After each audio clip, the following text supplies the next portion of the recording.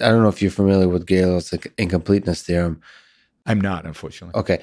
It was a powerful proof that any axiomatic systems, when you start from a bunch of axioms, that there will, in that system, provably must be an inconsistency. So that was this painful like stab in the idea of mathematics that no, if we start with a set of assumptions, kind of like Ayn Rand started with objectivism, there will have to be at least one contradiction. See, I intuitively am going to say that's false.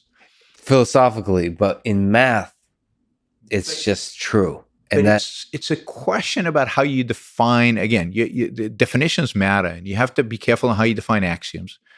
And you have to be careful about what you define as an inconsistency and what that means to say there's an inconsistency. And I don't know. I'm not going to say more than that because I don't know. But I'm suspicious that there is some, and this is the power of philosophy, and this is why I said before, concept formation is so important, and understanding concept formation is so important for particularly, again, mathematics, because it's such an abstract field, and it's so easy to lose grounding in reality, that if you properly define axioms and you properly define what you're doing in math, whether that is true. And I don't think it is. This is, we'll leave it as an open mystery because actually this audience, there's literally over 100,000 people that have PhDs. And so they know Gödel's incompleteness theorem. I have this intuition that there's something different between mathematics and philosophy that I'd love to hear from people. Like what exactly is that difference? Because there's a precision to mathematics that philosophy doesn't have, but that precision gets you in trouble. It actually takes you away from truth. Like the very constraints of the language used in mathematics actually puts a constraint on the capture of truth that it's able to do. So I'm going to argue that is a total product of the way you're conceptualizing the terms within mathematics. It's not in reality.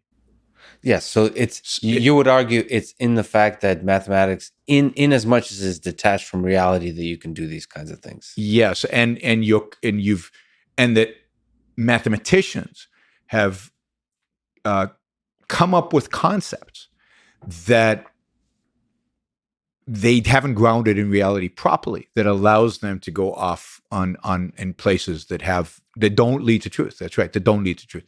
But I encourage you to do one of these podcasts with one of our philosophers who know more about this stuff. And if you move to Austin, I've got somebody I'd recommend to you. And can you throw a name out or no? Yeah, I mean, I would talk to Greg Salmieri. When we say our, can you say what you mean by our?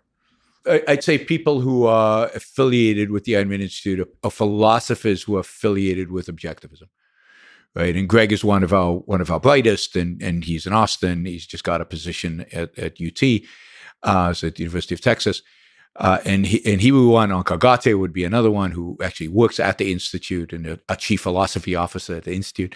That's awesome. And there are others who specialize in philosophy of science who I think Greg could probably give you a lead. But these are unbelievably smart people who know this part of the philosophy much better than I do.